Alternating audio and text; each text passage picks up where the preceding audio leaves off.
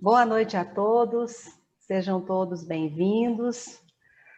Hoje estamos dando continuidade, aos trabalhos, ao nosso esforço coletivo de capacitações para gestores e trabalhadores da saúde. Com ênfase, como eu havia falado antes, nos riscos biológicos. Vou passar a palavra aqui para a Adriana, porque ela foi uma das palestrantes da semana passada, e falou exatamente sobre esse tema, né, Adriana? Então, fala um pouquinho da importância, dessas exposições de hoje. Boa noite, a todos. Sejam todos bem-vindos, né? Mais uma semana de live. Estava vendo aqui, né? Já é a 7ª. A gente nem vê, né, o tempo passando.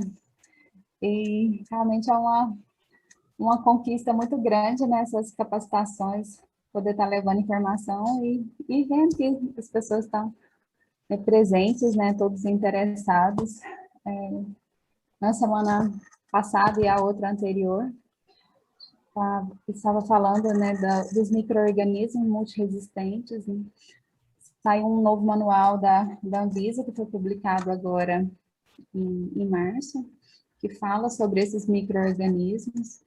Nós estamos produzindo uma nota técnica para o monitoramento desses micro-organismos. Eu acredito que no máximo em 2 semanas já esteja pronta.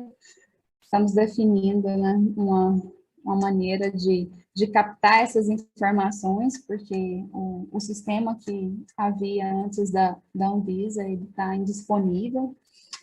Então, a gente precisa de definir primeiro essa ferramenta. E é muito importante, né, esse controle para todos, né, a aplicação das medidas de biossegurança, tanto para o paciente quanto para os trabalhadores, né, que muitas vezes os profissionais não conseguem imaginar ali, visualizar o risco para si, né, pensam muito no paciente, adotam as medidas pensando no paciente e acaba esquecendo, né, que ele também precisa se cuidar, que o profissional ele tem que tomar todas as medidas de segurança e cuidar da sua saúde, né. Então, hoje nós teremos as palestras da minha querida amiga Zilar, a gente trabalha junto a Zilar há muito tempo, né? Ela está à frente do controle de infecção e da segurança do paciente. Eu entrei há pouco tempo aprendendo muita coisa com a Zilar. E teremos também o Dr. Rodrigo, o Dr. Leonardo, né? Palestras excelentes hoje.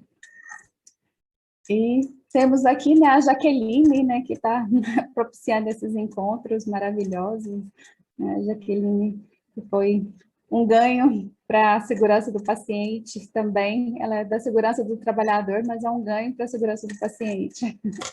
E é um braço forte aí, junto com todos nós. É isso, Jaqueline.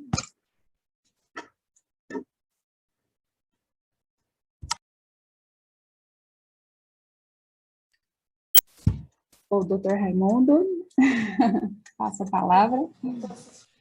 Boa noite, pessoal. É uma grande satisfação estarmos aqui mais uma vez, como a Adriana trouxe, né, nossa 7ª capacitação permanente dos trabalhadores e gestores da saúde.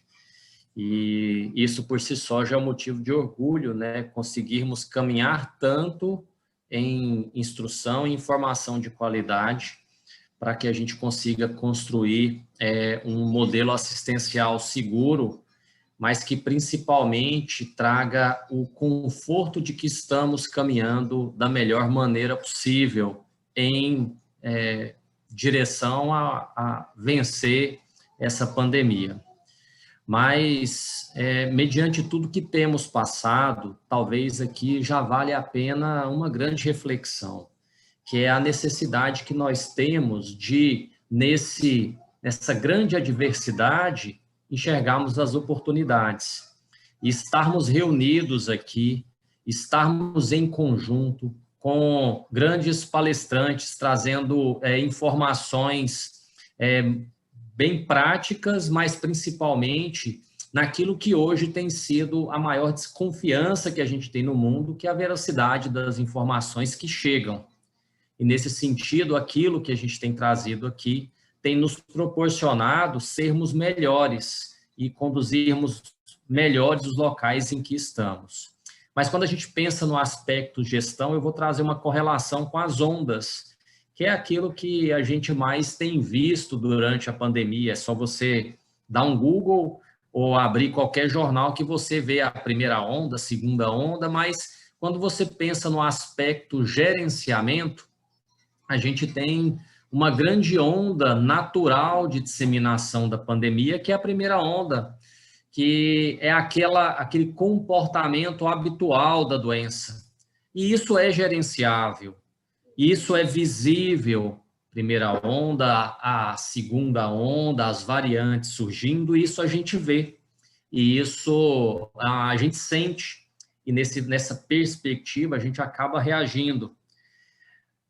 Paralelo com a onda do Covid, a gente tem a onda da reabilitação, que são as pessoas que se recuperam do Covid e necessitam de auxílio para recuperação, o trabalho especializado, o trabalho da fisioterapia, que a gente bem trouxe aqui na nossa última palestra, o trabalho preventivo que a gente já vem fazendo, principalmente no uso dos antimicrobianos, como a Adriana trouxe para a gente, e principalmente a necessidade que temos de, nessa reabilitação, podermos estar com os equipamentos bem preparados, bem monitorados, para que a gente não sofra o efeito da desassistência.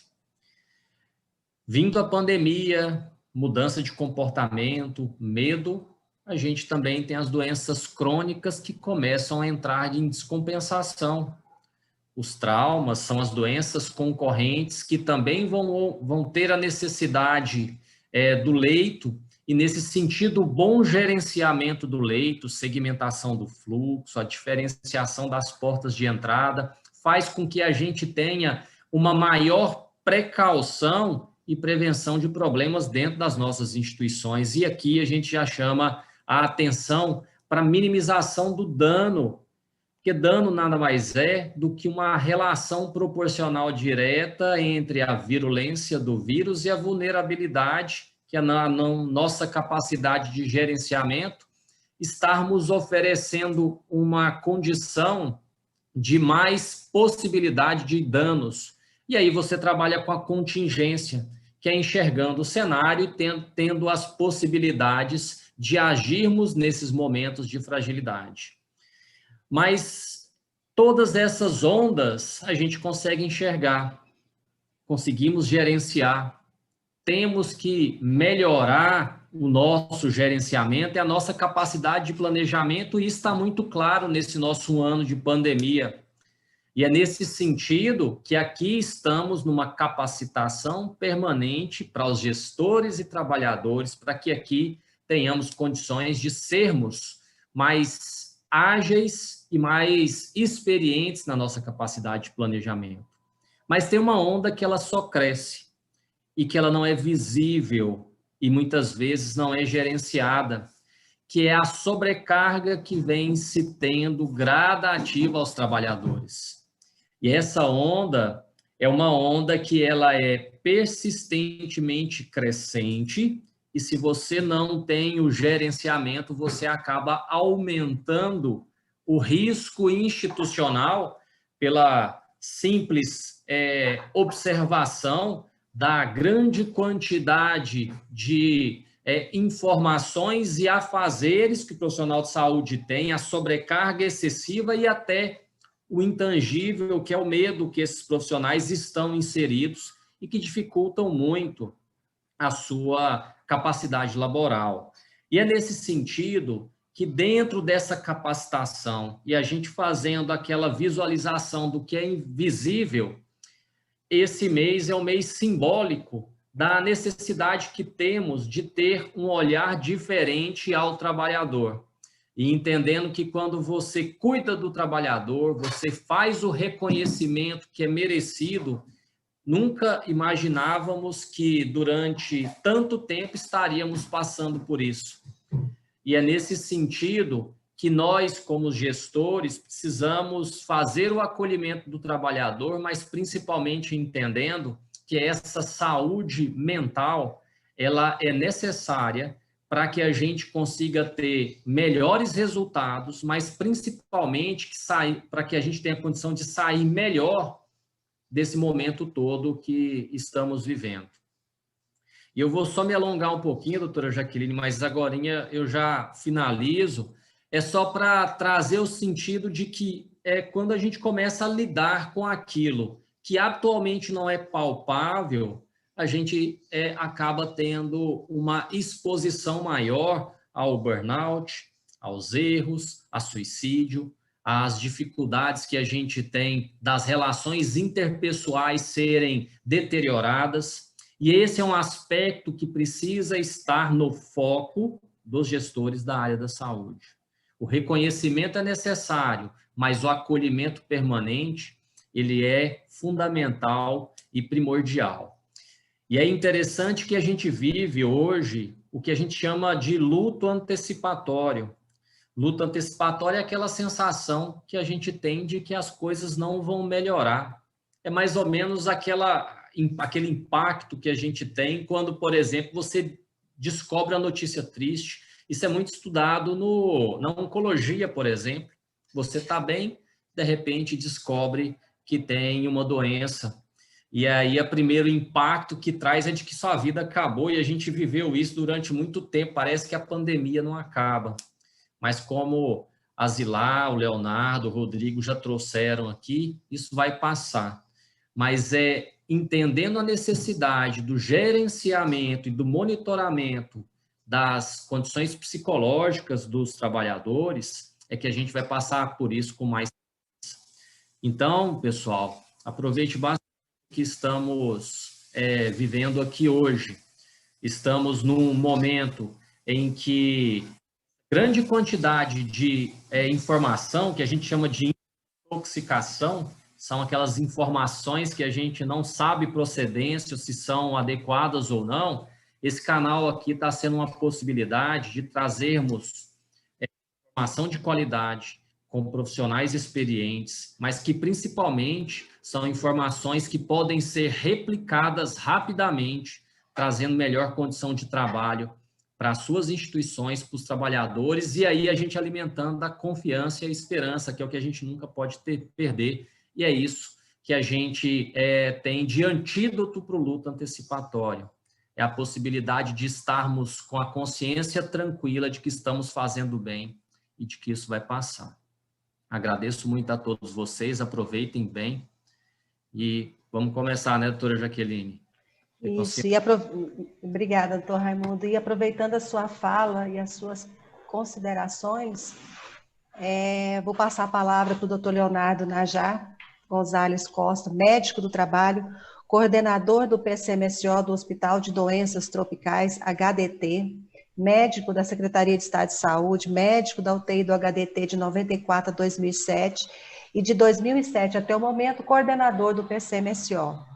E a fala dele está casada com essas considerações do Dr. Raimundo, né, de identificação de riscos, né, cansaço, fadiga, medo, né, conflitos, aumento de conflitos dentro das instituições. A gente já está recebendo informações em relação a isso também nas UTIs, né, do nervosismo, insônia, tudo isso acontecendo, como o Dr. Raimundo bem falou, o tempo, né, dessa pandemia se estendendo, e quanto mais se estende, mais os trabalhadores estão ficando cansados, né? Isso aí aumenta os conflitos, isso aumenta a possibilidade de erros. A gente sabe que os trabalhadores cansados se comunicam menos, e comunicação na saúde é fundamental, até mesmo para cumprimento e conhecimento dos procedimentos, né? E aí vem o médico do trabalho, né? O médico do trabalho. E aí, doutor Leonardo, qual que é o papel do médico do trabalho nas instituições de saúde na pandemia?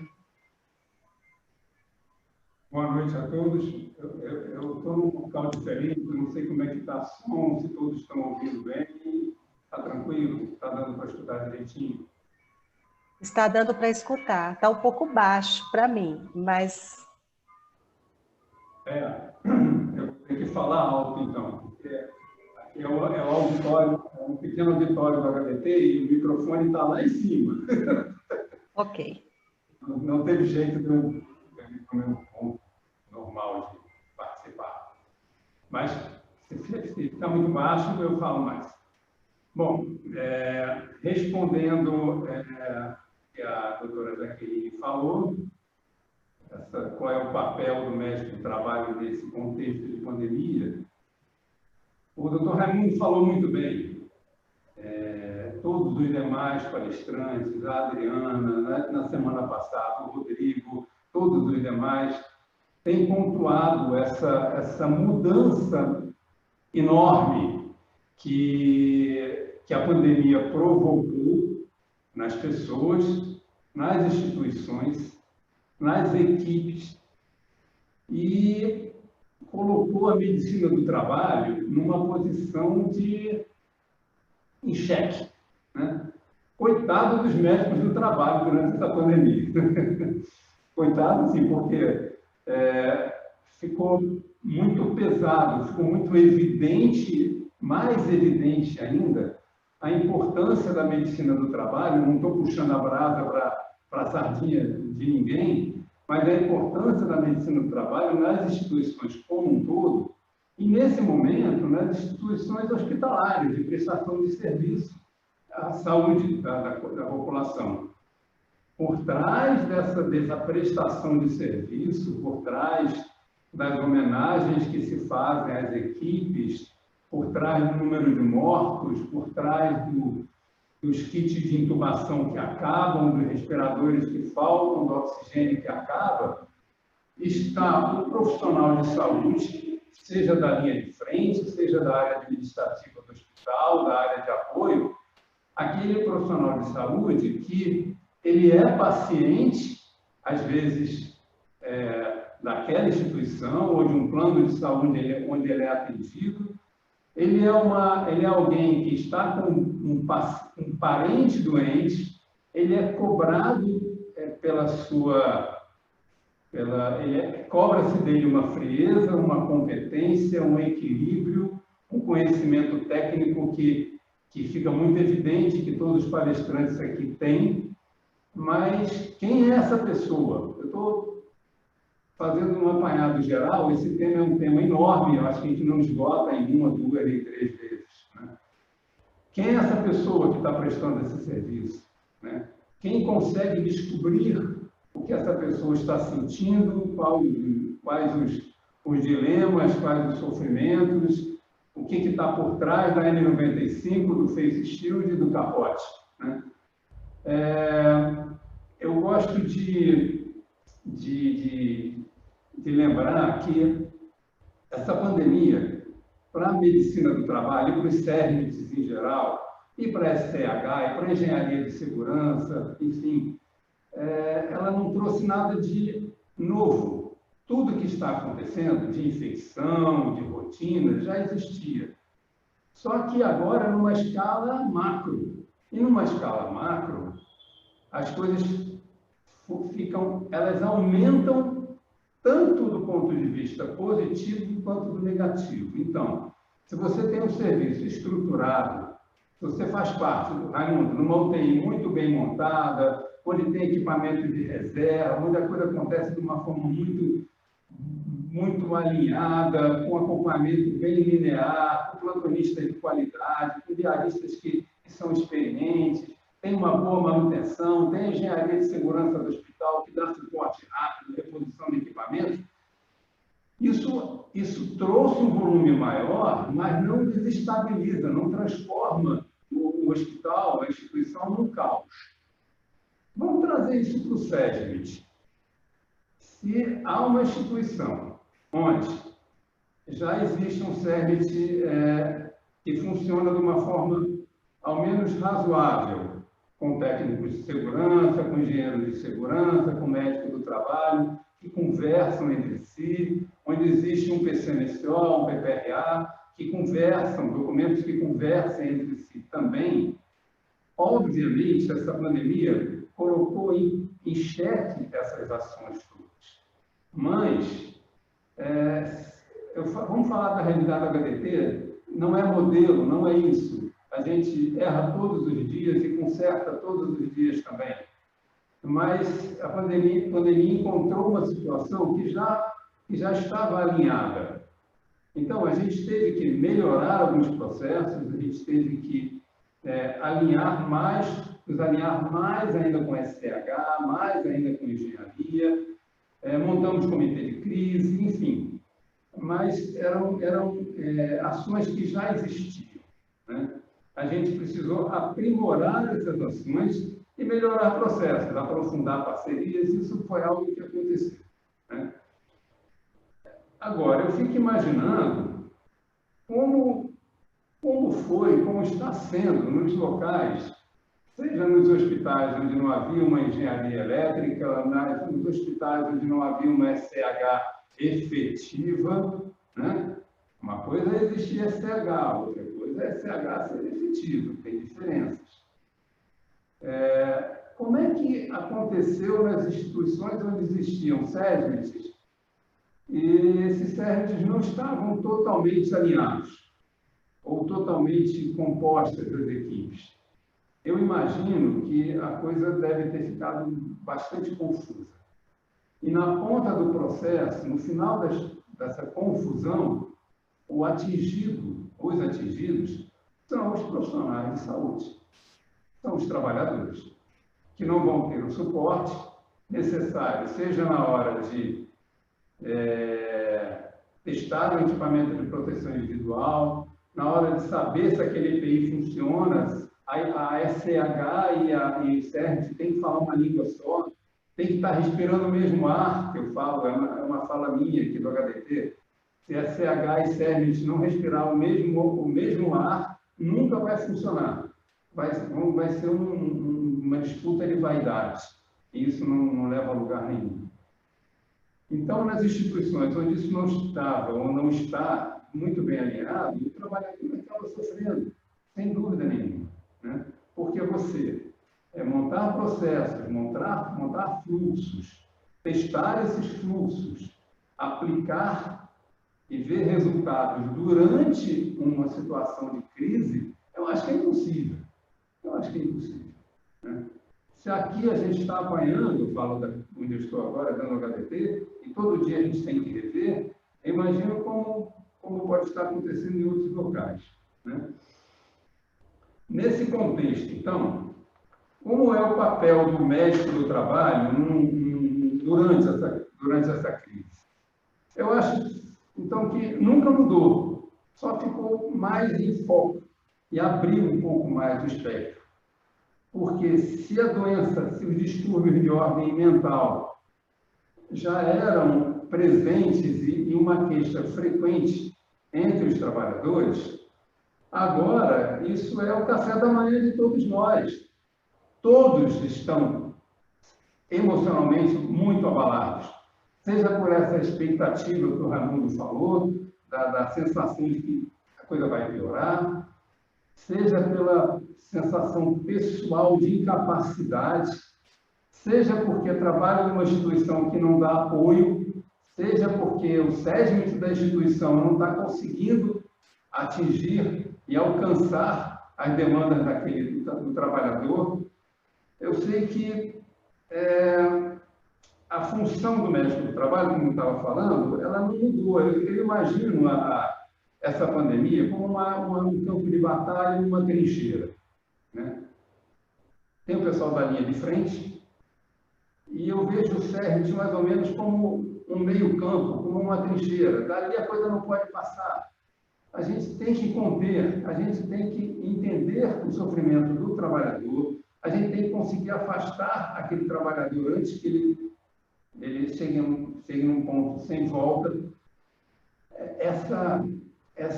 Esse equilíbrio com gestão, esse equilíbrio com as equipes é algo que a gente demorou a conseguir alinhar aqui.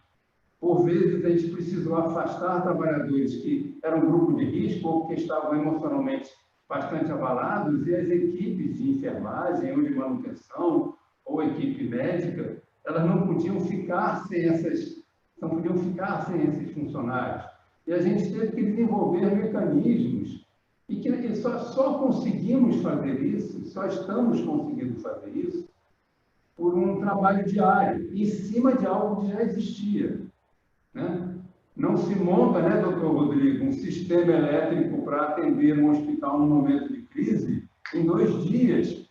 A coisa já tem que existir, a UTI já tem que existir, as equipes já têm que existir, a SH já tem que ser efetiva, o CERMIT também já tem que ter um canal de conversação, de abertura com gestores, com o SH, com equipes, tem que ser um local de confiança do trabalhador. Então, nesse aspecto aí, eu acho que o médico do trabalho não é mais importante do que ninguém nesse contexto. Ele é uma peça de uma engrenagem, né? E dessa engrenagem faz parte todos esses setores que eu citei, faz parte a auditoria fiscal do trabalho também, e não falo como censora, mas como parceiro. O que a gente está fazendo hoje aqui? A gente está fazendo uma parceria. A gente está levando um pouco da experiência de cada um e talvez nem todos que estão participando tenham essa experiência que todos nós temos, né? Talvez muitos tenham até muito mais, né? Mas essa troca é muito importante. E a auditoria entra com essa função aí de maestria, né? de gerenciar isso, de levar a estrutura para onde não existia, de melhorar onde ela já existe, de multiplicar a informação através da nossa modesta contribuição, né? Deixa eu ver aqui. Eu deixo uma reflexão, que é o que eu falei. Como se resgata, como que a gente vai fazer para resgatar a função dos CERMITs, onde eles não estavam conseguindo, antes da pandemia, ser um setor, um serviço com grande resolutividade, né? Como a gente pode colaborar para que eles passem a ser, infelizmente, né, Rodrigo, Raimundo e Rodrigo e colegas, vai passar, mas não está passando, não está passando, está acontecendo, a onda está passando. Ou algumas vezes a gente está por cima dela, outras vezes parece que ela passou por cima da gente,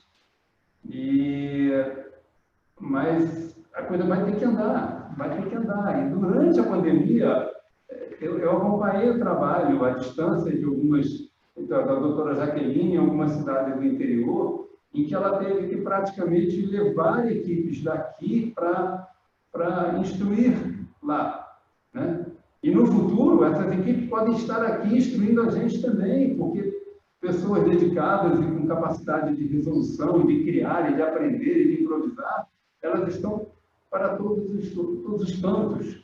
E às vezes até nos recantos mais improváveis, né, onde surgem os grandes talentos, as grandes tiradas, as grandes percepções de que dá para fazer dessa forma, não precisa trilhar esse caminho lá como trilhar de outra forma. Então, eu vi o trabalho da Jaqueline levando isso para outros hospitais.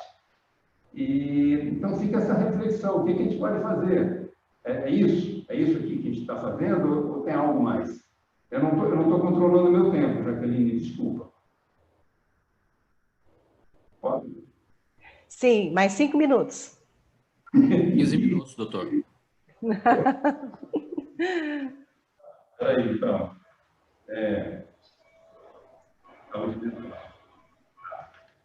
Como a doutora Raquel falou, a gente vai voltar em outros momentos para, não é esgotar tema, eu não sei se alguns dos nossos temas aqui podem ser esgotados, e eu não sei nem se eu tenho capacidade para esgotar esse tema. Com certeza não. Só à vontade, né? Em relação à saúde mental, a gente já falou um pouco, vamos voltar no futuro, né? Em relação a algo que a doutora Jaqueline pediu sobre fluxo, na próxima oportunidade, eu vou mostrar alguma coisa que a gente já tem feito há muito tempo, já faz parte dos nossos PCMSOs, de Eu não vou falar de quando não, senão revela a idade, mais do que a careca aqui já revelou. Mas já faz parte do PCMSO de muito tempo. Então, já existe o fluxo de atendimento a acidentes com material biológico, o fluxo dentro da emergência, que felizmente aqui no HTT a gente tem uma emergência que já presta esse atendimento, o fluxo de atendimento do pessoal do SESMIT, dos técnicos de segurança, da abordagem em relação a se foi um ato inseguro, se não foi um ato inseguro, do trabalhador, e o nosso fluxo dentro da medicina do trabalho também. A gente tem isso feito há bastante tempo e, obviamente, com a pandemia, a gente está tendo que sair dando pedalada atrás para melhorar todo dia. Conseguimos melhorar alguma coisa? Tem muito mais para melhorar, né? Em relação às comunicações de acidente de trabalho, eu não ousarei falar sobre um tema que gerou tanto confronto, tanta discussão, né? Já gerou em relação a CAT em época de pandemia, mas CAT sempre existem alguns aspectos que têm que ser considerados. Primeiro, bom senso. Segundo, nexo causal. Estabeleça o nexo. Sempre a gente vai conseguir estabelecer o nexo. No mundo perfeito? Sim. No nosso mundo? Não. Em época de pandemia, nem sempre vamos conseguir. Aí tem um outro item que tem que ser considerado: humanidade. Até que ponto a gente pode devolver para o trabalhador a responsabilidade de ele comprovar que a doença que ele adquiriu, a Covid que ele contraiu, foi ou não foi adquirida naquele ambiente do hospital, né? O STF já se pronunciou a respeito disso, tem uma questão humana aí, não quero polemizar, eu sei que tem gente que já deve estar se coçando, enfim, mas tem que ter nexo, tem que ter humanidade, tem que ter bom senso, né? E, fechando, médico do trabalho e SESMIT, a meu ver, eles têm que estar o mais próximo possível de onde as coisas estão acontecendo. Existem excelentes SESMITs implantados dentro de hospitais, o quadro próprio do hospital. E existem também SESMITs sofríveis com funcionários da própria instituição. E existem SESMITs que desenvolvem trabalho de excelência e que são lotados fora, SESMITs terceirizados e desenvolvidos por profissionais muito bons, que conseguem desenvolver bom trabalho e colocando técnicos de segurança ou médico do trabalho dentro das instituições. Naturalmente, isso aí tem um custo maior, mas o resultado, isso é o que importa, custo maior para o empresário, saúde e segurança do trabalhador. Lá no passado se falava que era custo, agora não é mais custo. Agora isso se reverte em benefício, mais ainda numa época em que podem acabar os profissionais da assistência qualificados para prestar o serviço de assistência. Então, a gente não pode se dar o luxo de perder essas pessoas, seja por doença mental, seja por acidente, e não é só acidente não é só a Covid que está acontecendo agora, seja por exposição à tuberculose, seja por acidente de material biologicamente contaminado, seja por quedas em ambientes de trabalho, os acidentes continuam acontecendo. E a dificuldade para assistir ao trabalhador, seja até da construção civil, a dificuldade para assistir esse trabalhador que sofreu uma fratura num grande hospital, no hospital geral, está muito grande. Então, olha a importância do SESMIT como um todo, né? Me perdoe se eu passei um pouquinho, mas tá aí, era isso. Agradeço demais o convite, parabenizo novamente a todos pela competência e pela paciência. Não, e o doutor Leonardo é uma responsabilidade muito grande, porque ele é a fala introdutória do nosso trabalho aqui envolvendo os médicos do trabalho, né? Tão importantes, sempre foram muito importantes, mas esse reconhecimento nunca foi devido, assim, tão valorizado, né, doutor Leonardo? Tão valorizado. Há uma necessidade imensa, imensa, né, de criação das equipes técnicas multidisciplinares. O doutor Leonardo falou muito bem, é um diferencial, né, doutor Raimundo, doutora Adriana? A gente tem visto nessa pandemia as equipes, onde havia equipes, antes já haviam equipes técnicas multidisciplinares, a carga de trabalho é menor, do ponto de vista de você dividir responsabilidades, do ponto de vista de enfrentar as informações ruins, né? E de você ter aquela confiança nos processos, de que aquele processo que você está realizando não vai te contaminar, né? Não vai causar um dano e não vai levar para sua família, quer dizer, uma série de repercussões. O doutor Leonardo passou por esses temas de forma rápida, ele retornará no mês de maio para falar de temas específicos, inclusive temas de difícil exposição, como são as comunicações de acidente de trabalho. É um tema super polêmico, mas que tem que ser enfrentado, né, doutor Leonardo? O senhor falou muito bem. É bom senso, nexo causal e humanidade.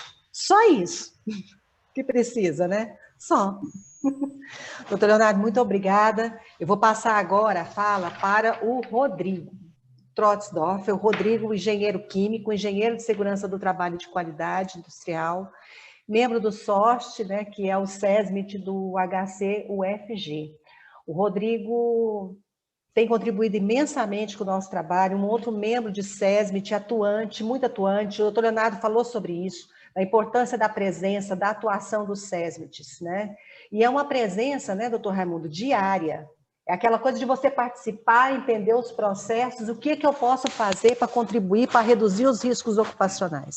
Rodrigo, a fala é sua. Boa noite a todos, é um prazer imenso estar aqui novamente com vocês. Agradeço a doutora Jaqueline, ao doutor Raimundo, ao doutor Leonardo, a Zilá, a Adriana, todos os que estão acompanhando esse canal. É um tema muito importante, é um tema muito forte nesse momento. E assim, eu puxando um gancho com o que o doutor Leonardo falou, esses riscos sempre existiram. Tá? Eles sempre estiveram dentro do hospital, apenas o coronavírus ele ampliou um pouco mais pela sua capacidade de transmissibilidade. Eu já falei outras vezes isso aí, as regras do jogo são as mesmas, e sempre deveriam ter sido as mesmas, apenas a gente ampliou mais pela capacidade de transmissão. Eu vou continuar o tema de acidente de trabalho, puxando um gancho da semana passada. Eu vou projetar o mesmo material que eu tinha projetado anteriormente.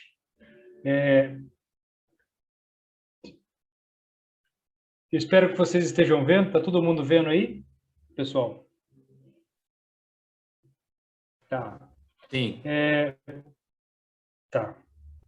Bem, como eu tinha dito anteriormente, isso não muda. Todo acidente de trabalho, deixa eu até começar a colocar meu tempo aqui, temporizador, porque senão eu me perco, né?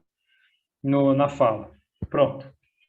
Todo acidente de trabalho ele tem que ter um ato inseguro, uma condição insegura e ocasionando a lesão ou acidente. A responsabilidade do empregador, da instituição, do hospital em si, é retirar a condição insegura. O ato inseguro ele está inerente ao trabalhador, e por mais que a gente conscientize, trabalhe em cima do trabalhador, é uma coisa que está longe, ou está fora do escopo da instituição. O que a instituição pode mexer é na condição insegura propriamente dita, tá? E aí a gente vai direto aos acidentes com material biológico, que é o que eu tinha deixado para trás, que não deu tempo de a gente apresentar. E uma coisa interessante, acidente de material biológico, como qualquer outro acidente, um empilhadeirista, um acidente de empilhadeirista num galpão logístico, um trabalhador da construção civil ou um trabalhador de saúde com acidente biológico, eles têm as mesmas características. Você tem a mesma característica de ocorrência do evento, você tem uma visão probabilística desse evento acontecer, e você tem todos os meios para você bloquear esse evento indesejado, que é o acidente. O acidente com material biológico, ele tem todas essas características como os demais. E aí, a primeira coisa que a gente tem que falar sobre o acidente biológico é entender a característica dele, o que ele é, o que é um acidente com material biológico.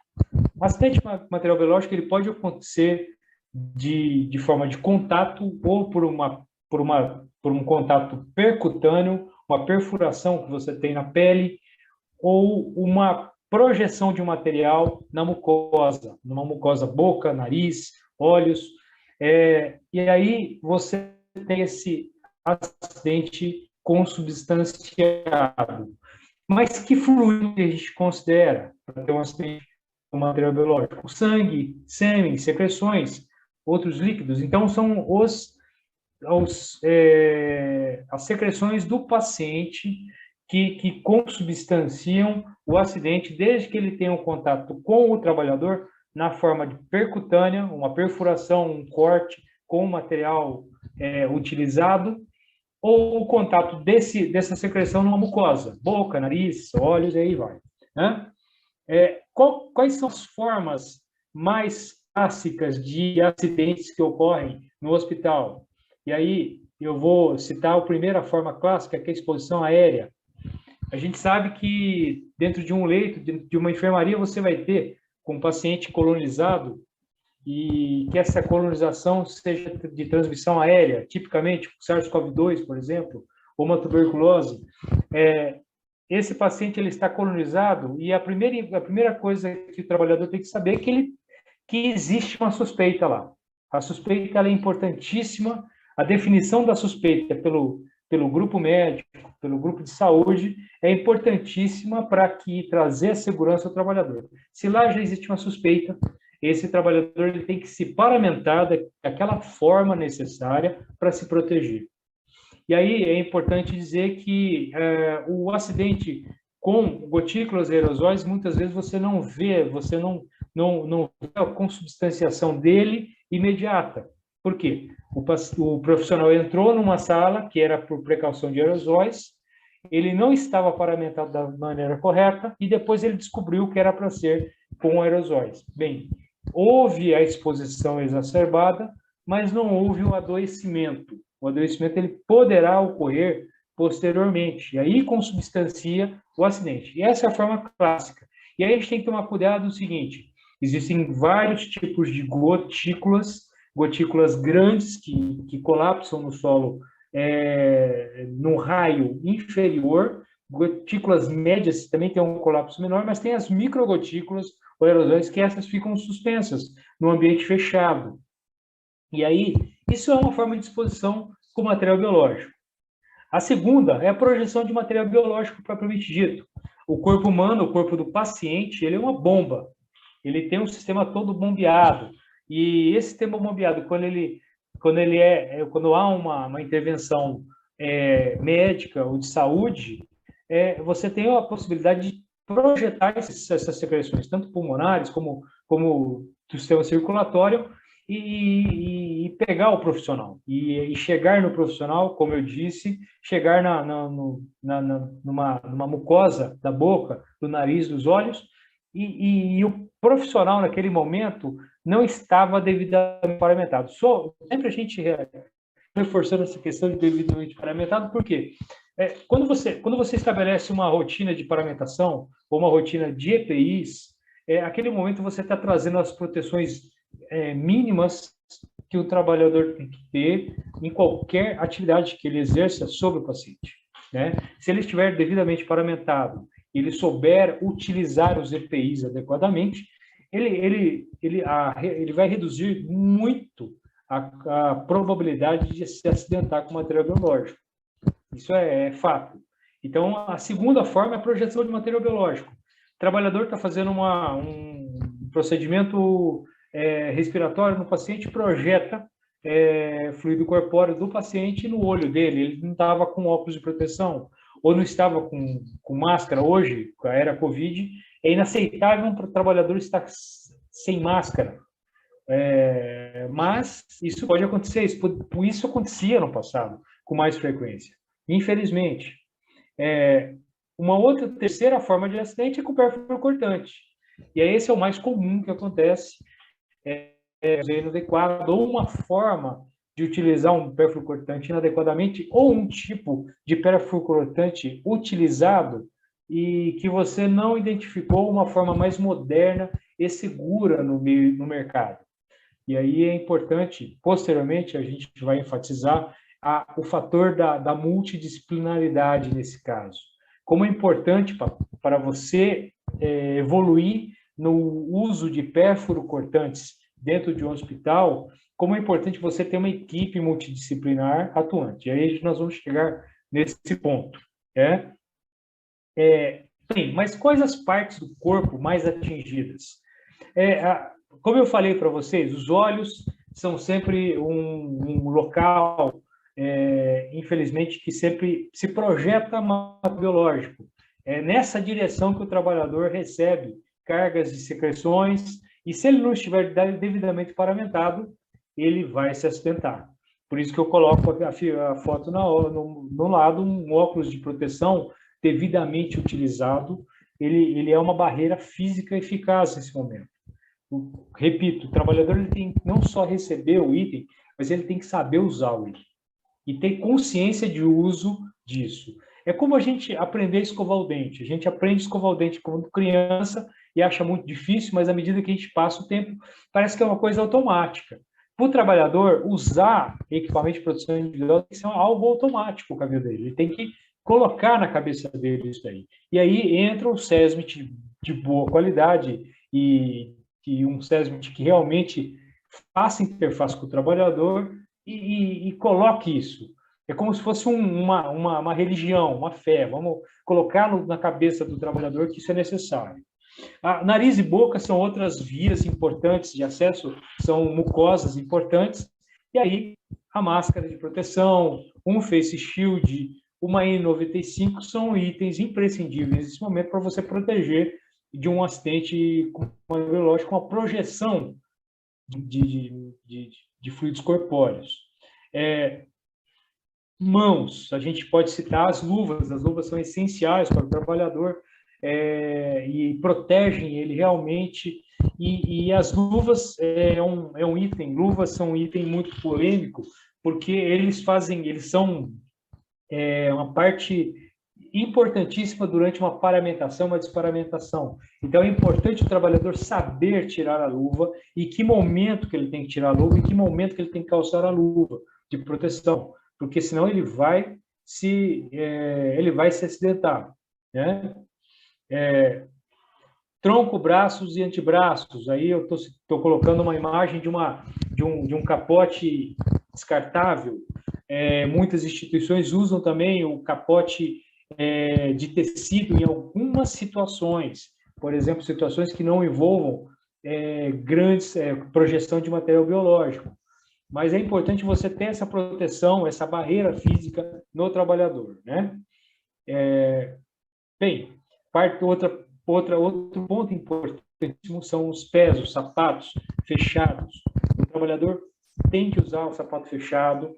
Eu já vi acidente de trabalhadores que estavam com o sapato aberto e naquele momento houve uma projeção de um fluido diretamente no pé dele, onde ele tinha uma cicatriz, onde ele tinha... Então, são várias sequências de erros que ocorreram. Ele não estava portando um sapato fechado, ele estava com uma lesão no pé, que isso necessitaria, talvez, ele passar para o médico do trabalho para informar essa situação, e, coincidentemente, o fluido corpóreo caiu bem naquela cicatriz. O sapato fechado é imprescindível.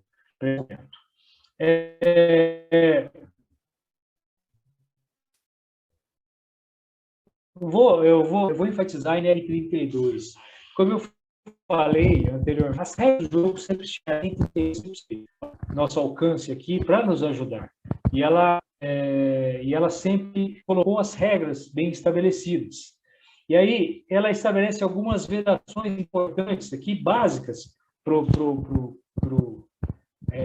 dia a dia de um trabalhador, né? O uso de adornos, o ato de fumar, utilizar pias para fins diversos que não sejam para a higienização das mãos, comer e beber no trabalho, sapato aberto, Então, tem diversas vedações que são importantíssimas para a proteção do trabalhador. Eu acredito muito nas normas que existem. O Brasil tem normas boas e que precisam ser muitas vezes exploradas por parte das instituições. Tá? Aí eu gostaria de enfatizar uma coisa muito importante que a NR32 tem e que ela aborda principalmente acidentes com materiais perfluorocortantes.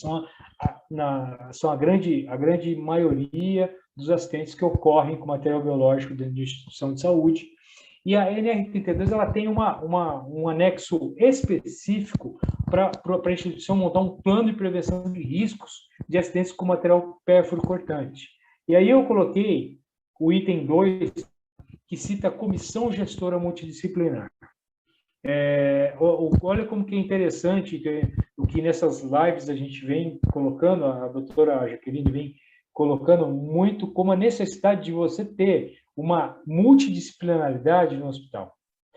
Os hospitais eles possuem uma diversidade de riscos, uma diversidade de eventos ocorrendo e que necessitam de uma diversidade de conhecimentos, de capacidades técnicas. E aí a própria NR32 ela busca no item 2, no plano de prevenção de riscos a criação de uma comissão gestora multidisciplinar. E aí está dizendo muito claramente, o empregador deve constituir. É obrigação da instituição, do empregador, constituir essa comissão gestora. E o objetivo é reduzir os riscos de acidentes com materiais perfluorocortantes.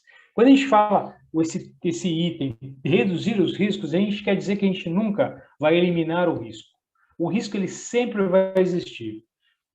O trabalhador de saúde ele sempre vai trabalhar com perfluorocortante, ele sempre vai trabalhar com material biológico, com secreção de paciente. Isso é indissociável da vida laboral dele. Porém, é nossa obrigação, a obrigação do trabalhador, do empregador, reduzir esse risco, minimizar essa possibilidade. E a NR32 ela é muito prudente nesse ponto de criar o plano e exigir que esse plano tenha uma comissão gestora multidisciplinar. A comissão deve ser constituída sempre que aplicável pelos seguintes membros.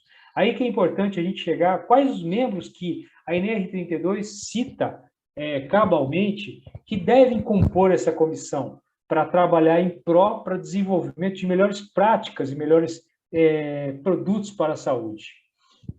O empregador, o seu representante legal, ou seja, a diretoria ela tem que estar presente, a diretoria, a gestão do hospital tem que estar presente nessa comissão, ou ter um representante dela de confiança. Um representante, alguém do SESMIT, regulamentado pela NR4, tem que estar presente. E aí a gente sabe que cada hospital ele tem a sua característica, ela tem um tamanho de SESMIT estabelecido devido à sua quantidade de trabalhadores, mas ela tem que ter alguém dentro do SESMIT, representando essa comissão, o vice-presidente da Comissão Interna de Prevenção de Acidentes. Importante a gente dizer que a CIPA, ela tem que estar presente nesse momento e está na comissão também. Tá?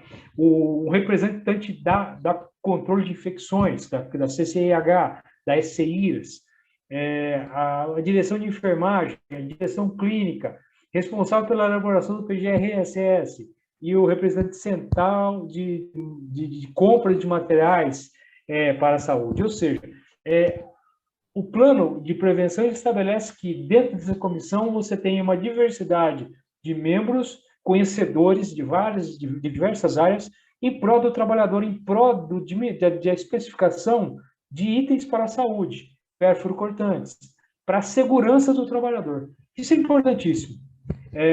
Isso a gente mostra como a NR32 ela é extensa, mas ela abrange todas as etapas e todos os momentos dos trabalhadores, tá?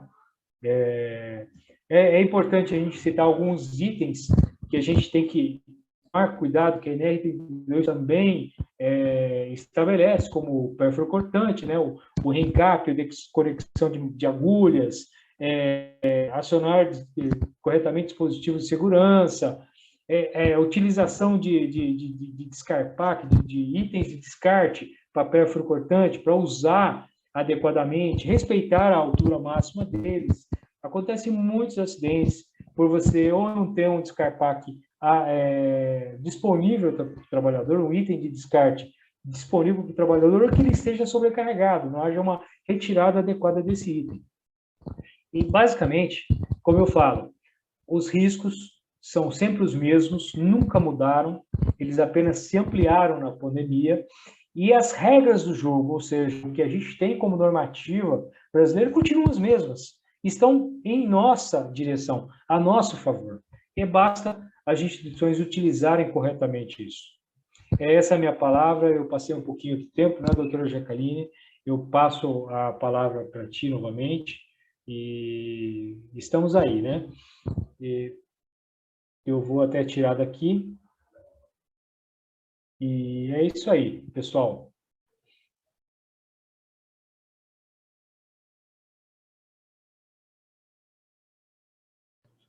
O áudio está mutado, doutora. Desculpa. Obrigada, viu, Rodrigo, pela exposição, novamente. Conto com você nas próximas também, porque como o Leonardo falou, e como todo mundo aqui já sabe, nós não esgotamos os temas. Eu só queria um ponto que uma pessoa me perguntou aqui no WhatsApp. Enfim, qual é a composição do SESMIT? Quem é que tem que ter SESMIT? Veja bem, nós já falamos isso antes.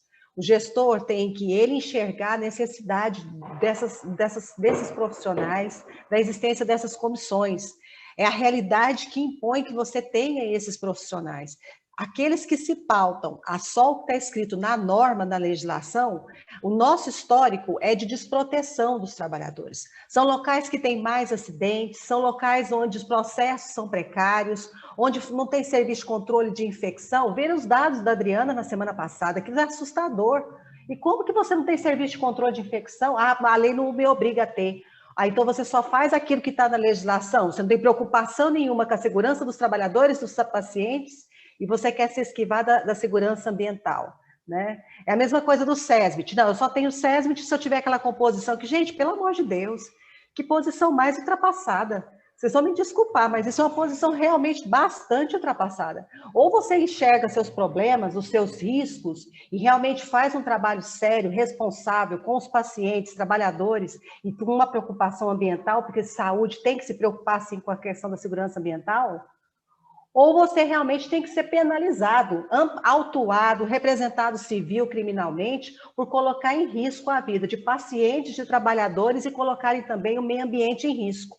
Mês que vem nós vamos falar muito isso, né, doutor Raimundo, sobre a questão do meio ambiente, na questão do preparo do corpo e até o trabalho nos cemitérios. E aí vocês vão entender um pouco do que eu estou falando. Quando não se tem responsabilidade com os processos, quando não se contrata profissionais qualificados, não só habilitados, mas qualificados, quando você tem comissões, né, de faz de conta, só para mostrar para o auditor fiscal, eu tenho essa comissão, mas quando você vai ver o trabalho da comissão, você vê a falta de atuação, que fizeram meramente pro forma, mas, na verdade, não havia um compromisso do gestor com a segurança. Esse é o nosso esforço aqui, para mostrar para vocês boas informações, bons caminhos, né, boas respostas, né, para que haja condutas, que sejam desenvolvidos hábitos de segurança, né, que sejam abandonados condutas viciadas, costumes ruins, e sejam realmente, de verdade, feitas, praticadas boas práticas, né? Né, Zilá? É isso que a gente deseja, né? A fala agora é da Zilá. A Zilá é enfermeira, doutora em enfermagem, coordenadora municipal de segurança do paciente, controle de infecção e serviços de saúde, Diretoria de Vigilância Sanitária, Superintendência de Vigilância Sanitária em Saúde, da Secretaria Municipal de Saúde de Goiânia.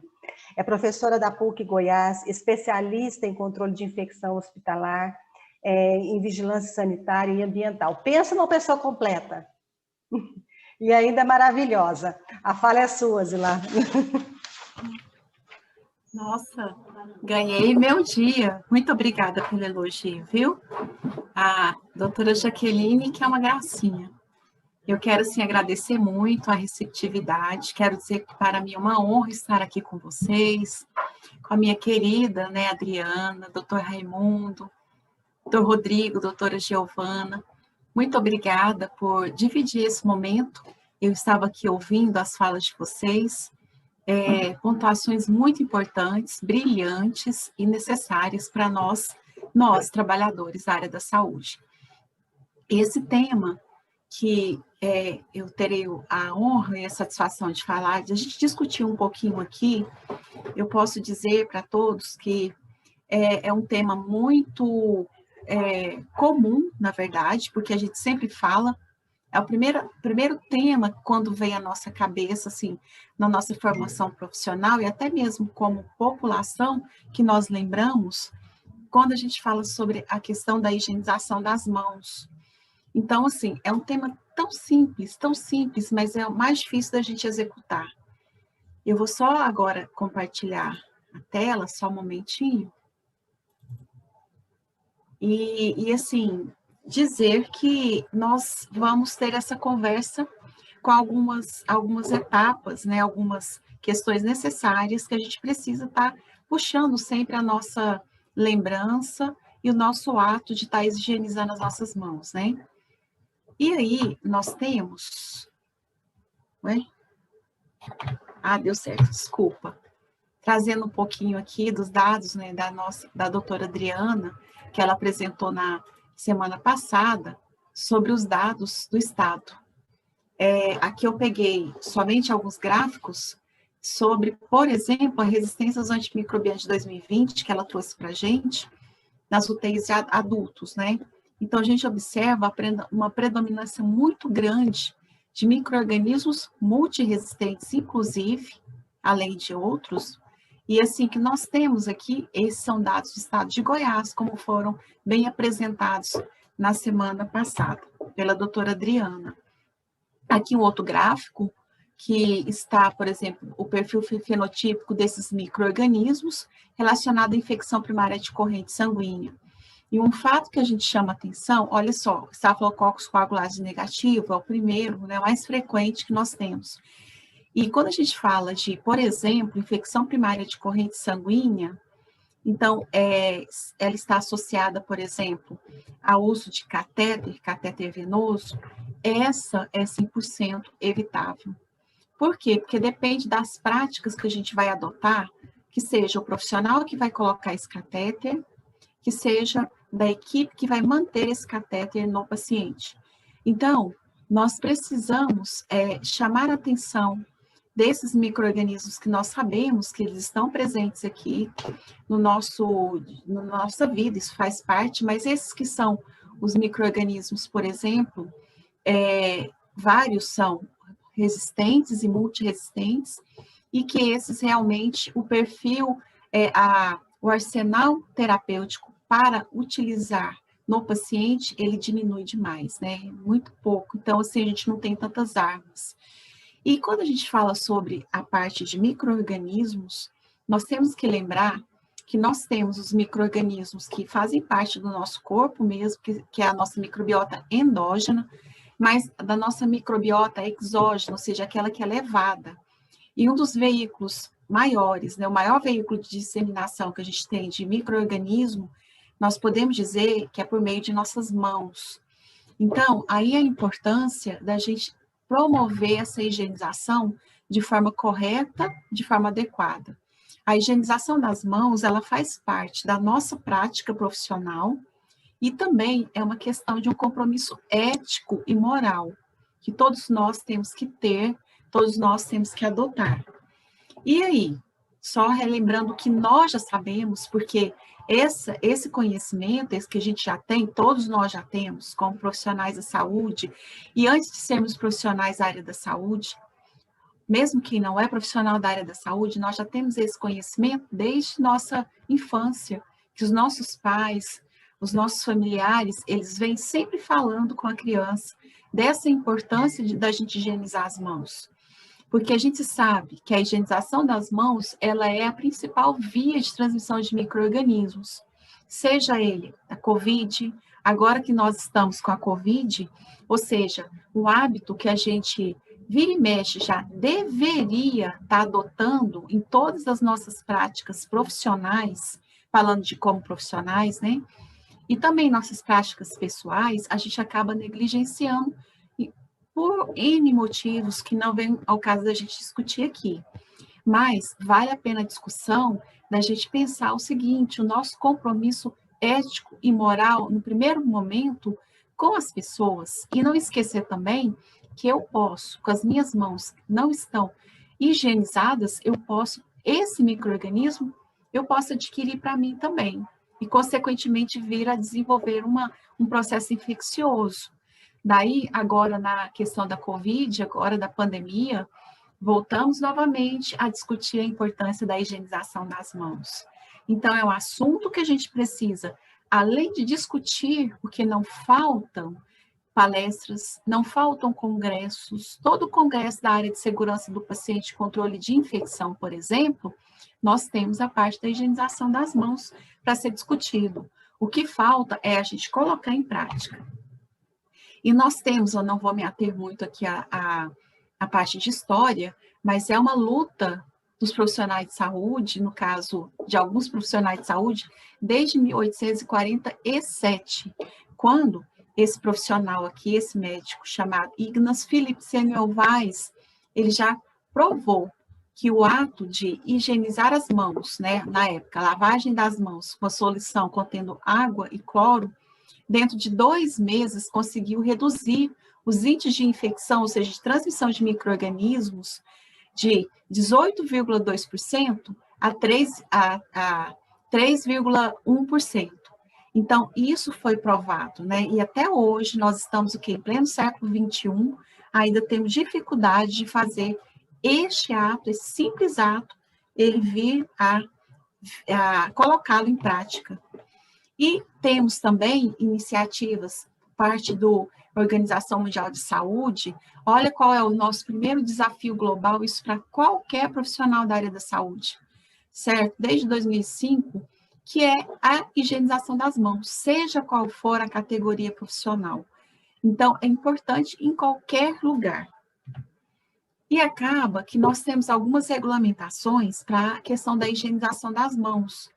Desde, por exemplo, RDC, muitos de vocês já conhecem, RDC 42, que fala a obrigatoriedade de disponibilização de preparação alcoólica nos pontos de assistência do serviço de saúde do país, ou seja, o lugar onde vai dar assistência ao paciente e tem um profissional de saúde, precisa ter um insumo para ele utilizar.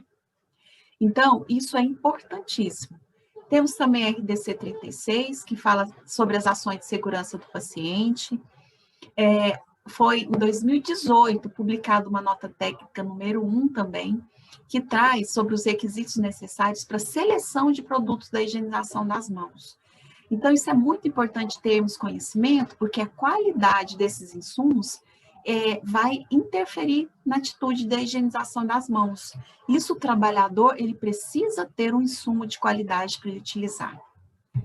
E nós temos também, aqui só para relembrar, que eu sei que muitos de vocês já conhecem, e para quem não conhece, né, nós temos esse protocolo para a prática de higienização das mãos, que em 2003 também, junto lá com a RDC 36 e outras legislações, esse é o do primeiro protocolo de segurança.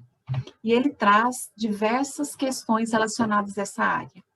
E nós temos um documento mais antigo ainda, que é a Portaria 2616. Ela é de 98. Olha o interessante. Existe um anexo nessa legislação, né, a Portaria 2616 é do Ministério da Saúde, que tem um anexo 4, que diz o quê? A questão da lavagem das mãos. O que é isso? Como ela tem que ser realizada?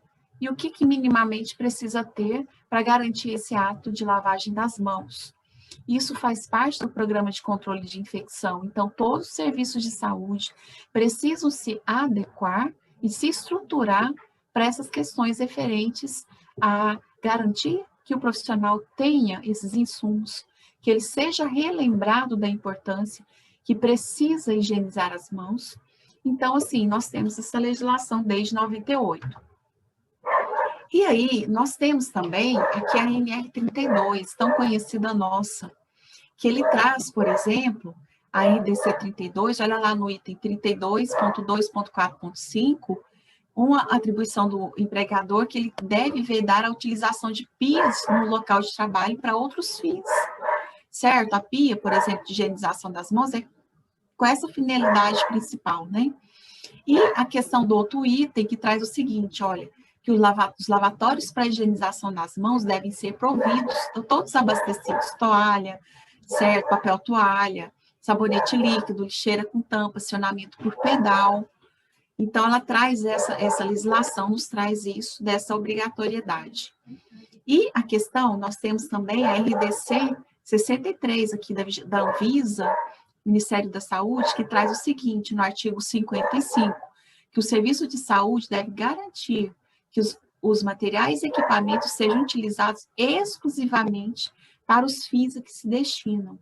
Então, se eu tenho, por exemplo, a lavatório de mãos, etc. e tal, ela tem que estar abastecido com todos os insumos necessários.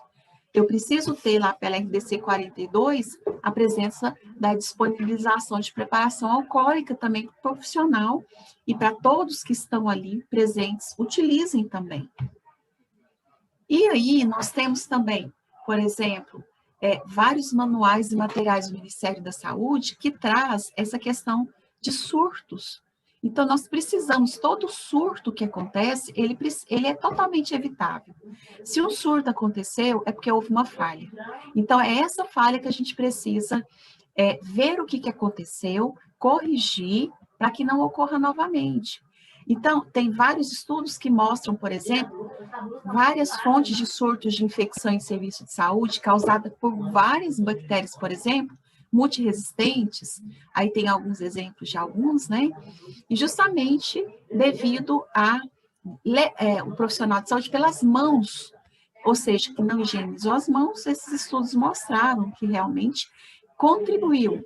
Ou seja, se você levou, né, a infecção, ou seja, levou o micro-organismo de um paciente para o outro, certo? Poderá também levar para você, trabalhador.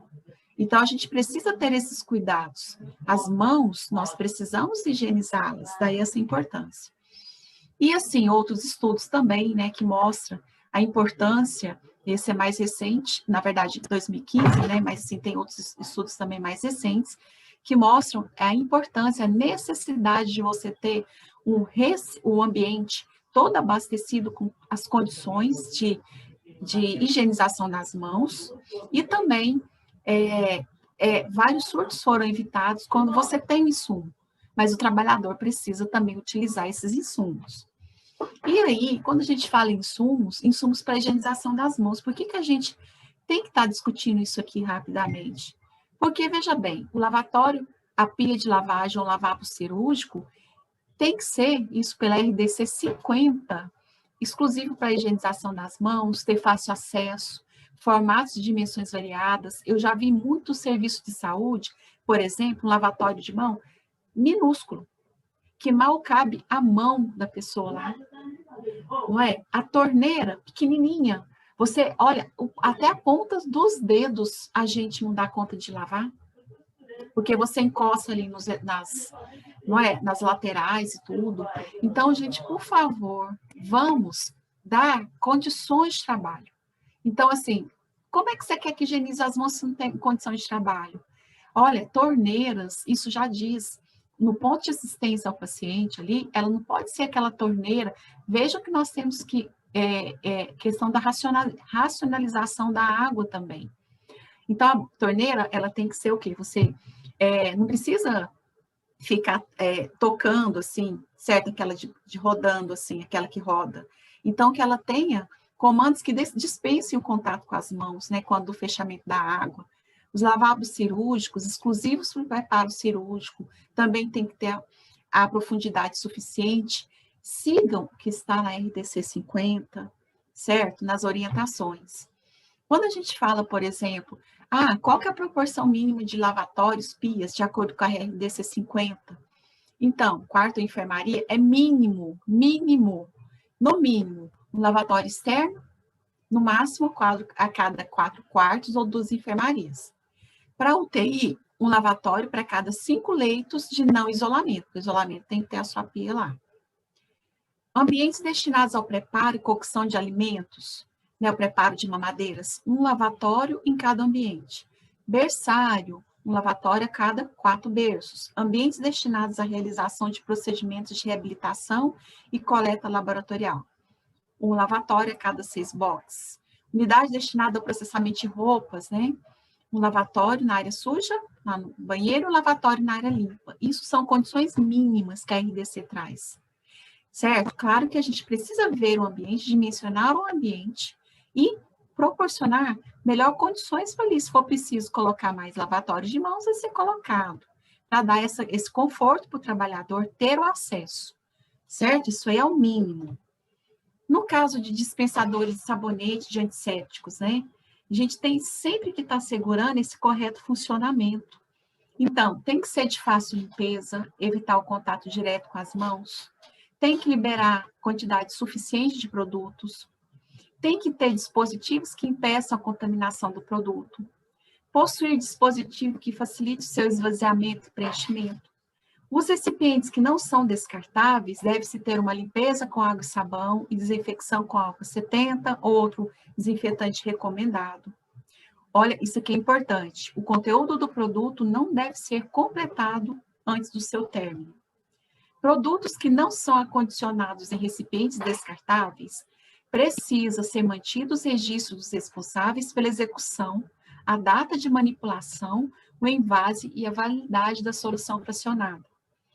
E a validade do produto, quando ele é mantido na embalagem original, ele é definido pelo fabricante, tem que constar no rótulo. Então, todas essas informações são importantes para você garantir tanto a qualidade ali do uso daquele dispensador e também da qualidade do sabonete, dos antissépticos. E a água? A água, ela tem que ser livre de contaminantes químicos e biológicos, né? Tem portarias específicas para isso. Os reservatórios, eles devem ser construídos conforme as normas vigentes, né? Tem que possuírem tampas, ser limpos e desinfetados, tem que ter o controle microbiológico, então as portarias exigem e orientam, né? Exigem, claro, né? Toda a legislação exige.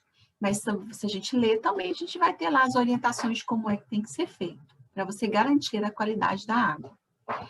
E o papel toalha? Olha, esse papel toalha é uma coisa assim, hoje eu fui no serviço de saúde, meu Deus do céu, o papel toalha estava tão ruim, mas tão ruim, que eu falei assim, eu não acredito. Você ficava até assim, um pouco, o seu estômago até embrulhava de pegar aquele papel toalha, porque ele derretia na sua mão, além daquele odor horrível. Então, isso não pode. Quais são as características de um papel toalha? Composto 100% de fibras celulósicas, sem fragrância, impurezas ou furos, deve ser suave, não liberar partículas, possuir boa propriedade de secagem. Sempre tem que estar, o serviço de saúde ele tem que ter uma rotina para repor. Se acabou, cadê? Precisa repor. Certo? Isso vale tanto para o sabonete líquido, certo? Para o papel toalha, tudo. O uso coletivo de toalha é contraindicado. Então, em serviço de saúde, a gente não utiliza. Outra coisa, secador elétrico não é indicado para higienização das mãos em serviço de saúde, porque ele faz o turbilhonamento e ele faz as partículas microbianas entrar em suspensão, então não pode, certo? É contraindicado. A questão do porta-papel toalha, ele tem que ser fabricado de um material que não forneça oxidação, fácil limpeza, ser instalado em local que não receba respingos de água de sabonete e também tem que ter rotinas de limpeza e protocolo de reposição desse papel. A lixeira para descarte deve ser de fácil limpeza, não sendo necessária a existência de tampa, certo? Mas a gente já tem uma norma, que é a NR 32, que está dizendo lá que tem que ter a tampa, então a gente considera que tem que ter a tampa, mas se optar por ter tampa, tem que ter essa questão, esse cuidado. Recipiente tem que ter aquela tampa articulada e também precisa ser com acionamento de abertura sem utilização das mãos. Tem que estar funcionando, porque senão a pessoa vai pegar ali com a mão, aí não resolve nada. Uma coisa para a gente finalizar, antes de agradecer a atenção de vocês, dizer o seguinte: por que trazer essas questões referentes à higienização das mãos especificamente? Discutir também a questão do insumo, Porque primeiro, se não tiver um insumo, e se o insumo não for de qualidade, a pessoa, o profissional, ou seja, quem for higienizar as mãos, não vai ter nem assim vontade de higienizar. E outra coisa, mesmo que tenha vontade, pode, muitas das vezes, quando o insumo não tem qualidade, vai dar alguma alergia na mão, alguma dermatite na mão, algum problema na mão que eu já vi. Chegará no final do expediente, não vai conseguir sequer higienizar as mãos, não porque não quer, porque a mão já está totalmente machucada, literalmente. Vejam bem, quando vão ao shopping, eu até brinco, gente, eu amo, quando eu vou ao shopping, eu preciso ir nos banheiros do shopping. Por quê? Porque eu amo higienizar minhas mãos. Eu vou lá, aquele sabonete líquido é excelente, macio, não é? Cremoso. Então, assim, você dá gosto, você sente a mão hidratada. Aí tá, você vai enxugar a mão. Aí eles colocam assim, ó, basta no máximo 2 folhas. Gente, eu já fiz o teste. Uma folha naquele papel toalha você consegue enxugar a mão. Ou seja, isso é uma qualidade que a gente tem que assegurar. Outra coisa, a preparação alcoólica. Por exemplo, olha, uma dica para vocês. O álcool, escolha uma preparação alcoólica que tenha maior aceitação das pessoas também. Por exemplo, se você compra um álcool muito viscoso, que não está adequado, meu Deus, para você passar na sua mão, você vai evitar passar na mão. Então, assim, comprem um insumo de qualidade. Então, o empregador precisa garantir isso daí. Agora, o trabalhador tem que fazer sua parte também, que é higienizar as mãos. Porque eu não vou higienizar as mãos de vocês, nem vocês vão higienizar minhas mãos. Lembrem que isso é uma questão de ética e de compromisso moral, certo? Lembrem-se que isso vai fazer com aquele monte de micro-organismos, aqueles dados horrorosos que foram apresentados, inclusive pela palestra da doutora Adriana, que hoje eu trouxe os recortes também no início, para a gente poder evitar essa disseminação. Então, higienizem as mãos sempre que for necessário. Estou à disposição. Muito obrigada. Zila, muito obrigada. Eu anotei alguns pontos aqui, porque nós somos auditores fiscais, né? Então, vou falar um pouquinho do que eu já peguei, já que ela citou aí. Vamos lá, relação. Falta de pias e dimensionamento ruim das pias, né? Ou seja, em número totalmente errado. Ah, mas Jaqueline, é 32, a NR 24, sabe, doutor Raimundo? Aí começa, né? Puxar a legislação. O doutor Leonardo falou agora mesmo de bom senso, né? Desse trabalho que você tem que ter, por isso você tem que ter um SESMIT, você tem que ter um CCIH, você tem que ouvir os trabalhadores. Por que você não está lavando as mãos, mãe? Mas eu não tenho pia. Eu tenho que sair da minha UTI para ir na enfermaria se eu quiser lavar uma pia. Olha, o que eu estou falando é o que eu já flagrei. Não é conto, não. Então, assim, isso que a Zila falou, tem muita, a gente pode relacionar um pouco com o mito, sabe, doutor Raimundo? Tipo assim, não, ele não lava a mão porque realmente é um problema de formação profissional. Ele não acostumou, ele não sabe que isso é importante, seja qual for o problema.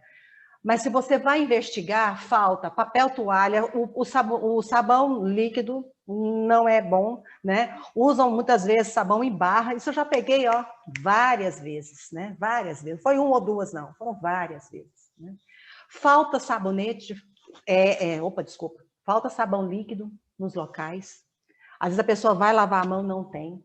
Falta álcool gel, tá lá a estrutura, tá lá o dispenser, busca. Depois você vai para a qualidade. Falta até o dispenser, né, Zila? A gente pega muito isso. Então, tudo isso é dimensionamento, né, doutor Raimundo? Você tem que dimensionar tudo. Você tem que ter um planejamento de compras, uma previsibilidade para tudo isso.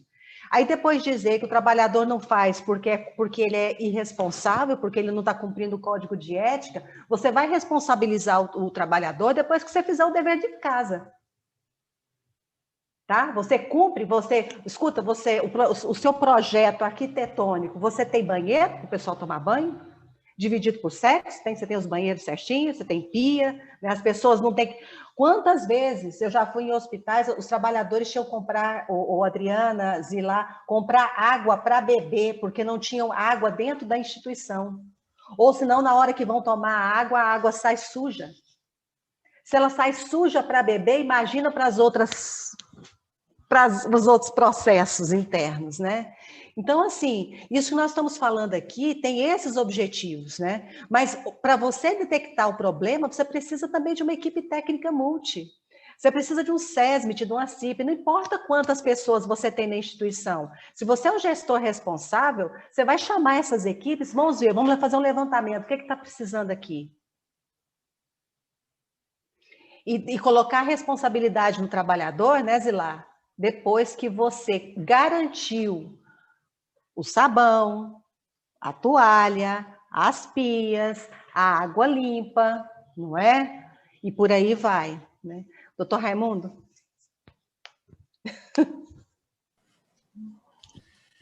Primeiro é agradecer aí a todos, né? Mais uma vez, um momento fenomenal aí, principalmente pela atualidade aí das informações, e eu fiz algumas anotações e primeiro vou começar com a doutora Zilar.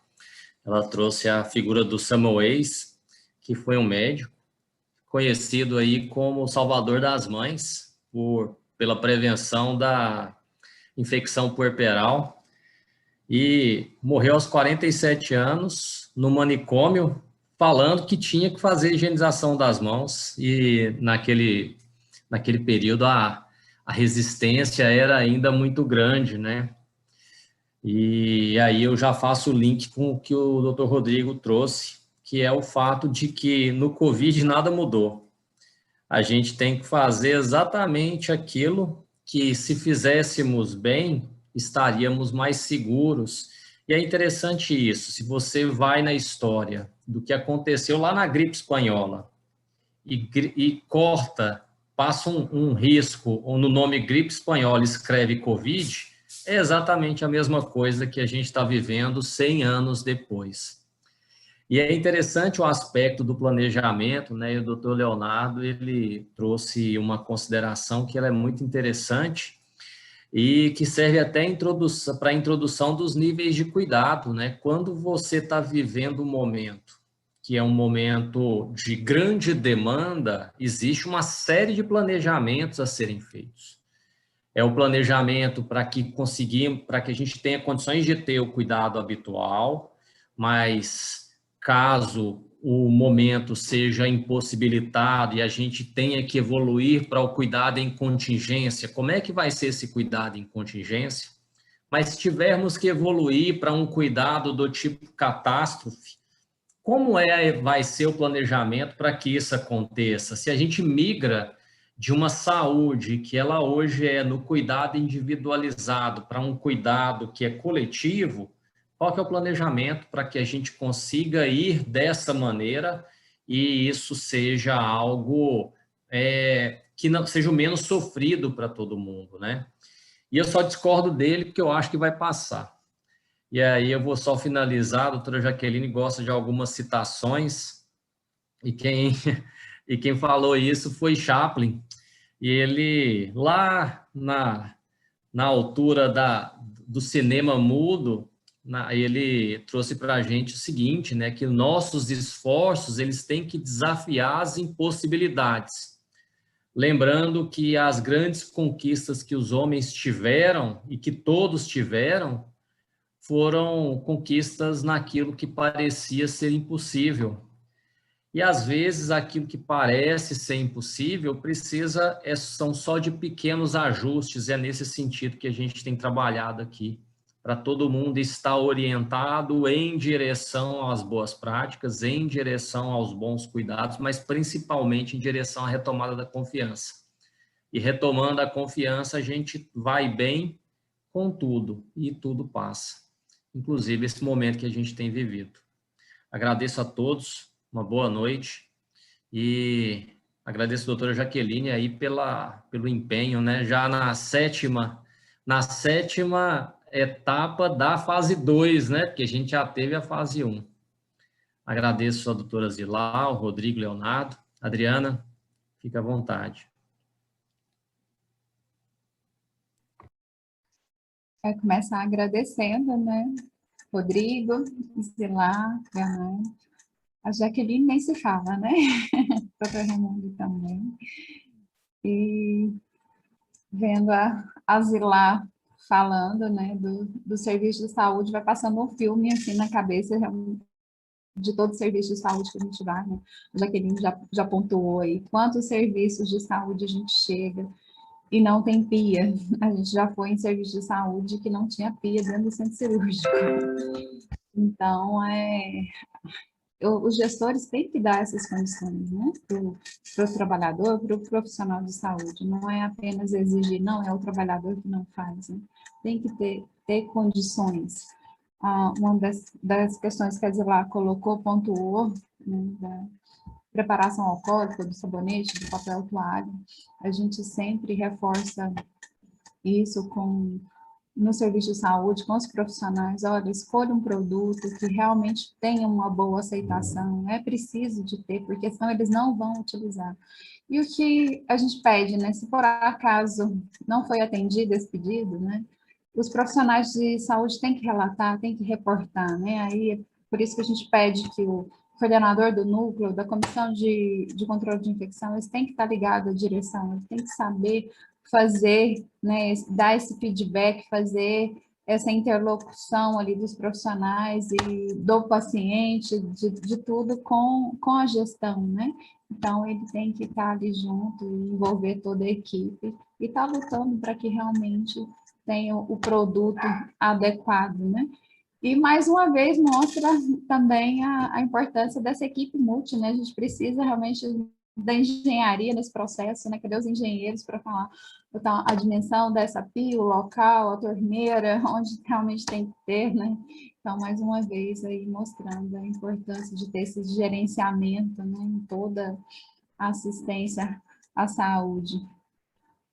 O Rodrigo falou, né, da questão aí no início dos trabalhadores, né, e mais o Leonardo, essa preocupação hoje que a gente tem psicológica, né, de dar esse suporte psicológico para os trabalhadores, o quanto é importante de ter dentro da assistência, né, hoje ele saber, quando a gente já tem essa equipe nessas unidades, principalmente agora na pandemia, né, as unidades que já tinham as equipes formadas, eles conseguiram sair melhor, né, então passar essa segurança psicológica para os profissionais, eles saberem com quem contar, onde contar. A Zilá, eu acredito que ela passou pelo mesmo que eu, talvez até mais, por ser mais próxima aqui dos serviços de saúde, né? No início da pandemia, a quantidade de profissionais ligando que não sabiam como fazer, como usar EPI, como higienizar as mãos, e até no início a gente se falava, como assim? É a mesma capacitação que a gente fez com todo mundo de influenza, né?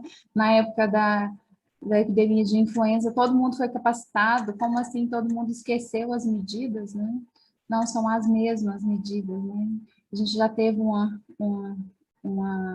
pandemia no passado e a gente se vê agora lutando, ensinando todo mundo as mesmas coisas, as mesmas medidas, e parece que a gente está que nem o louco, né? O Inas, que foi dado como louco, a gente está aqui como louco lutando, né? Pelas mesmas medidas. Então é isso, muito obrigada à presença, né, de todos, os trabalhadores que estão aqui cansados, né, depois de mais de um ano de pandemia, estão aqui firmes com a gente. Obrigada, Jaqueline. Obrigada pela presença de todos e só reforçando a fala em relação a uma independência profissional, sabe, doutor Raimundo?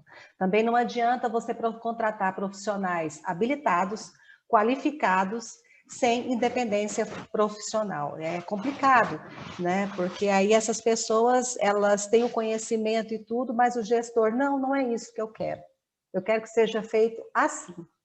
Também não adianta, né? Então, respeito, né, ao exercício profissional de todos que são contratados pela instituição, respeitando o papel de cada um, né, isso aí é importante demais. Na pandemia, a gente viu que tem sido realmente um diferencial, mas é uma necessidade que já havia antes da pandemia. O problema é que, durante a pandemia, os problemas se agravaram exponencialmente, e aí aconteceu muitas questões que a gente está acompanhando no dia a dia, né? Eu agradeço a presença de todos. Na semana que vem, nós encerraremos essa etapa do Abril Verde, focando nas questões do acidente, dos acidentes. A Zilá retorna, né, Zilá, para dar continuidade. Em maio, retorna o doutor Leonardo. Agradeço, Rodrigo, imensamente a sua contribuição esse mês, muito importante, né, colocando em destaque, né, a importância da engenharia do trabalho nas instituições de saúde de uma forma tão responsável, né? Te conheço há muito tempo, então sei o quanto você é um profissional valoroso. Seria um sonho, né? Assim, que todas as instituições de saúde do estado de Goiás, né, doutor Rodrigo, doutor Raimundo, tivessem condições de ter profissionais tão altamente qualificados, né? E que as suas gestões respeitassem, né, esses profissionais dentro das suas instituições. Obrigada à equipe do HC-UFG, obrigada à equipe do ANIS, obrigada à equipe HGG e DETEC, obrigada, viu, Hélio? Obrigada, Adriana, Zilá, até a semana que vem. Tá, doutor Leonardo, tudo de bom para vocês. Até a semana que vem. Cuidem-se. Tchau.